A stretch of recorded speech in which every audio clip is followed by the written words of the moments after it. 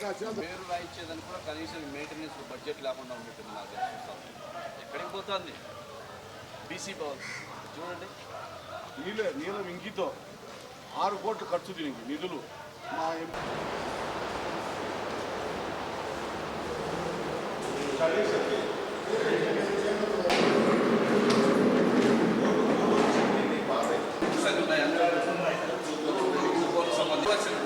మారినటువంటి సింబల్స్ కానీ update library సంస్థ కానీ చైర్స్ కానీ అవన్నీ ఏం లేదు.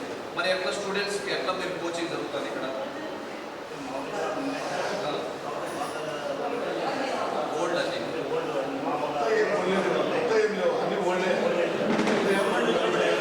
పేనాలు కానీ అద్దలు కానీ బుక్స్ కానీ టేబుల్స్ కానీ కుర్చీలు కానీ స్టడీ ఐరన్ చైర్స్ ఉన్నాయి. స్టడీ మాది ఓపెన్ చేసిన పార్టీ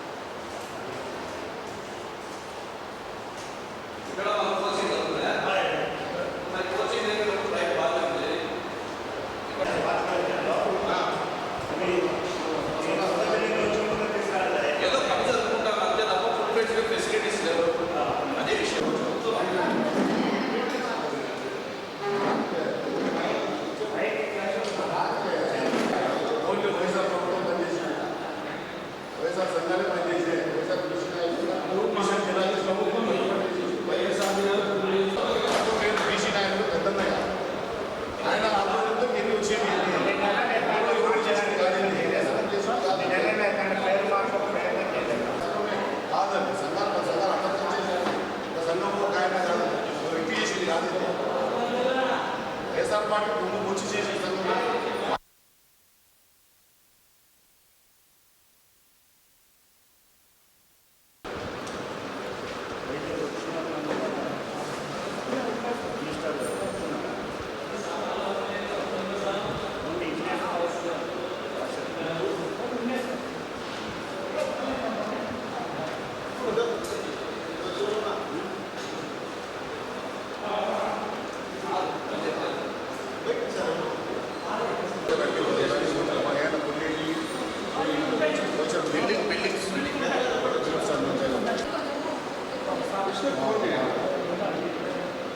ఒక పేపర్ పెట్టి కలెక్టర్ నిర్మాణం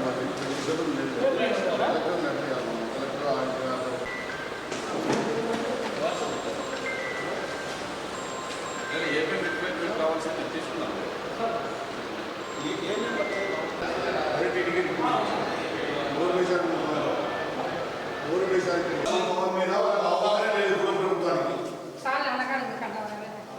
జాగ్రత్తగా తెచ్చినాను.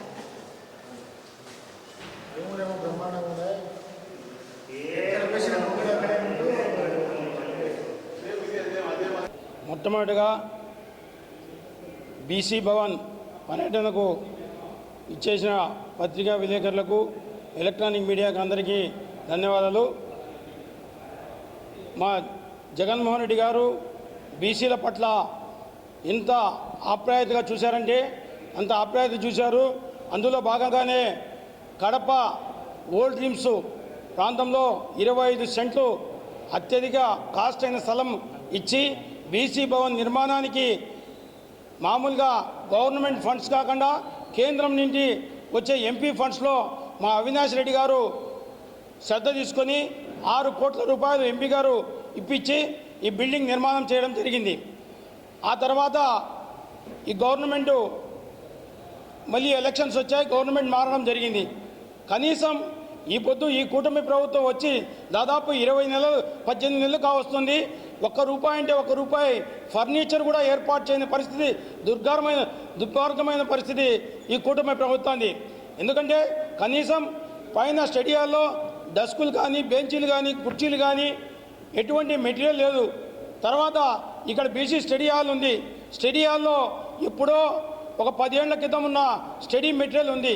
ఈరోజు కాంపిటేటివ్ ఎగ్జామ్స్లో ఏ రోజుకు ఆ రోజు లేటెస్ట్ బుక్స్ వస్తేనే స్టూడెంట్స్ చదువుకొని రేపు గ్రూప్ 1 కానీ, గ్రూప్ 2 కానీ, సివిల్స్ కానీ ఏదైనా రాసేదానికి అవకాశం ఉంటుంది. ఈ ప్రభుత్వం 18 నెలల కాలంలో 18 రూపాయలు కూడా ఈ బీసీ భవన్కు ఖర్చు పెట్టలేదు. అదే కాకుండా ఈ కమిటీ బీసీ భవన్కు కమిటీ వేయడంలో ఈ ప్రభుత్వం కూడా ఫెయిల్ అయింది. ఎందుకంటే ఆల్ పార్టీస్ని కలిపి ఒక కమిటీని ఏర్పాటు చేస్తారు. అన్ని పార్టీలకు సంబంధించిన వాళ్ళు కానీ అన్ని కుల సంఘాలకు సంబంధించిన వాళ్ళని కానీ ఒక కమిటీ వేస్తారు. ఎందుకంటే ఒక అధికార పక్షం ఒక కుమ్మక్కి ఒక రకమైన కార్యక్రమాలు చేయబోతే ఇక ప్రతిపక్షం ఉంటే ఖచ్చితంగా మనం ఇట్ట కాదు ఇట్లా అని నలుగురి సజెషన్స్ తీసుకొని ఈ బీసీ భవన్ను నడిపించాల్సిన పరిస్థితి ఉంటుంది. అది లేకుండా ఏకపక్షంగా వాళ్ళ కమిటీనే వేసుకున్నారు. జిల్లా వ్యాప్తంగా కూడా ఉన్న బీసీ భవన్ ఉందని కనీసం కడపలో తెలియదు. జిల్లా వ్యాప్తంగా బీసీ భవన్ ఉంది. బీసీలకు సంబంధించిన స్టూడెంట్స్ ఏదైనా కోచింగ్కి వచ్చినప్పుడు మీకు ఇక్కడ రూమ్స్ అతి తక్కువ కాస్ట్తో ఇస్తారు. ఇక్కడ మనం ఉండేదానికి అకామిడేషన్ ఉండడానికి అవకాశం ఉందని కానీ బీసీ విద్యార్థులకు కానీ బీసీ సంఘ నాయకులకు కూడా తెలియని పరిస్థితి ఉంది. ఎందుకంటే ఇప్పుడు మనం బీసీ భవన్ ముందు పక్క చూసాం. ముందు పక్క బీసీ భవన్ అనే పేరును కూడా ఒక స్టీల్ ప్లేట్లతో వేయలేని పరిస్థితి.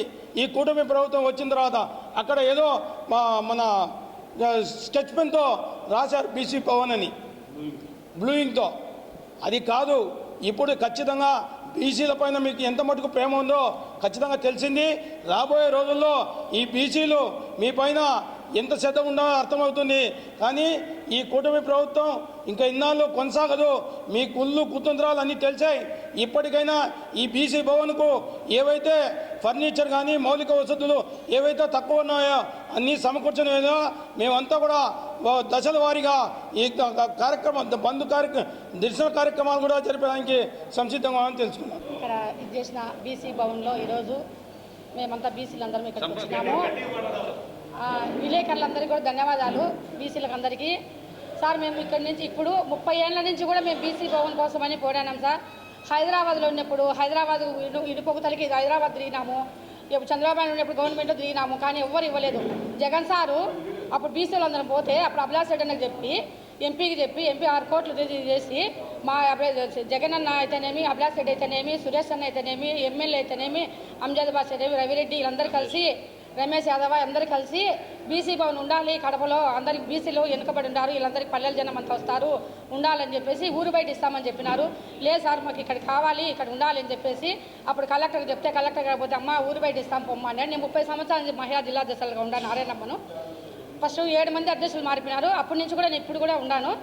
అప్పుడు పోతే ఆయన చెప్పినాడు ఒకటే మాట, లేదమ్మా ఊరు బయట ఇస్తాం ఎక్కడ ఉంటుంది కళ్యాణ భవనం కట్టుకోండి ఇప్పుడు బాగుంటుంది బీసీ బండి వద్దులు సార్ 10 సెంట్లు కానీ మాకు ఇక్కడే ఏంటి సార్ బీసీలందరూ దూరము ఆ మహిళలందరూ పోలేదు దూరాభరణం అంటే అప్పుడు ఇచ్చినాడు.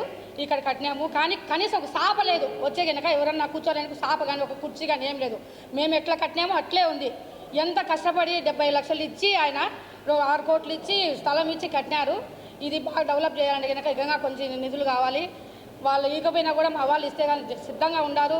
ఇక్కడ బీసీ భవన్ బాగా డెవలప్ కావాలి. ఇప్పుడు ఆటోలు వస్తాను ఒక ఆయన అంటాడు ఇక్కడ బీసీ భవన్ ఉంది అంటే బీసీ భవన్ ఉంది అమ్మా మనకు తెలియదే మేము కూడా బీసీలమ్మా ఇంత పెద్ద బీసీ భవన్ కట్టినానమ్మా ఆయన గుండెలు గుద్దుకుంటాడు ఇంత పెద్ద బాగా కట్టినాడా జగన్ సార్ అని.